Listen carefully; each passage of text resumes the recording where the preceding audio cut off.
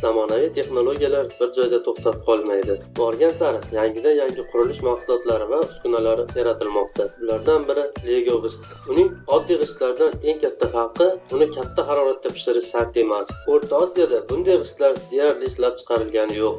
Shuning uchun bizning mintaqada bu biznes turi hali o'zlashtirilmagan. Ushbu videoni to'liq tomosha qiling va biz sizlar uchun doimgidek noyob texnologiyani mutlaqo bepul taqdim etamiz.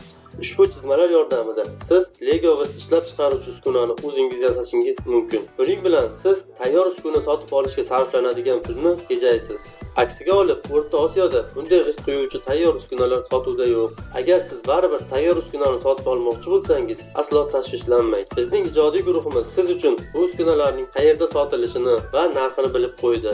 O'zbekistonga eng yaqin sotuvdagi tayyor uskuna Rossiya Federatsiyasida yoki Xitoyda joylashgan. Ular 3 xil bo'ladi. Birinchi, 1000 dan 4000 AQSh dollargacha, bir kunda 800 tadan 1200 tagacha g'isht ishlab chiqara oladi. Ikkinchi, 5000 AQSh dollar atrofida, bir kunda 2000 tagacha g'isht ishlab chiqara oladi. Uchinchi, 30000 AQSh dollari atrofida, soatiga 600-800 tagacha g'isht ishlab chiqara oladi. Ko'rib turganingizdek, tayyor uskunalar ancha samarali ish beradi. Lekin siz bu ishni oz xarajat bilan boshlasangiz ham bo'ladi. Ish boshlash uchun 10 kvadrat metrlik xona yetarli bo'ladi. Bir qolip g'isht ishlab chiqarishga 12-30 soniya kifoya. Bunda qolipda bittadan 8 tagacha g'isht bo'lishi mumkin. Chet elda quruvchi firmalar tomonidan ushbu g'ishtga ishtiyoq katta. G'isht ishlab chiqarishning afzallik tomonlari: binolarga qo'shimcha chidamlilik beradi, vazni yengil, shuning uchun toshishga qulay, oson montaj qilinadi va mustahkam ushlab qoladi. Oddiy g'ishtga qaraganda uzoq vaqt o'zini yo'qotmaydi.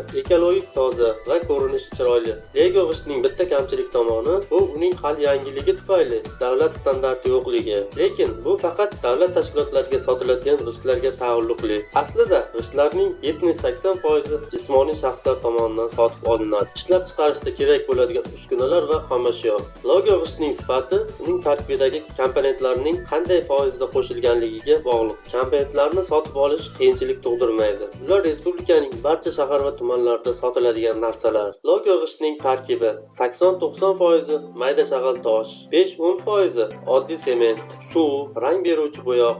Ushbu komponentlardan tashqari sizga bitta beton qorishtiradigan uskuna, betonam meshalka, komponentlar uchun idishlar, tebratuvchi uskuna, vibrator va xomashyoni tashish uchun transport kerak bo'ladi.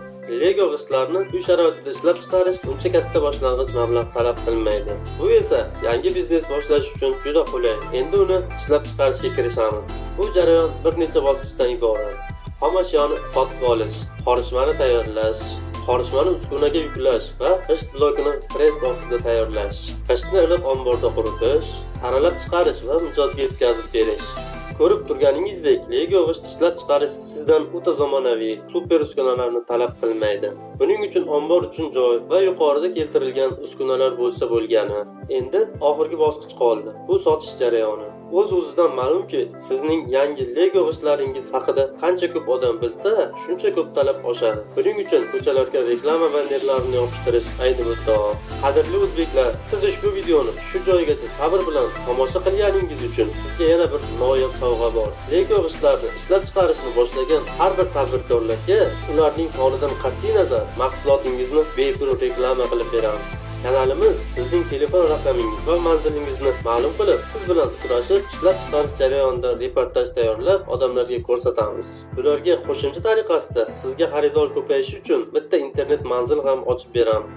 Bularning hammasini mutlaqo bepul va beminnat amalga oshiramiz. Nima uchun deb so'rashingiz mumkin. Chunki bu biznes turi hali O'zbekistonda mavjud emas. Qolaversa, safimizda bitta bo'lsa ham tadbirkor ko'paysa, bu bizning xursandchiligimiz. Agar bir kunda faqatgina 8 soat ishlansa, bir oyda 20 mingta g'isht ishlab chiqarishingiz mumkin. Lego g'ishtning bir donasini 500 so'mdan sotsangiz, o'rtacha oyiga 5 million so'm daromad topasiz. 4 oyda shu biznes uchun sarflagan pullaringizni hammasini qoplab olasiz.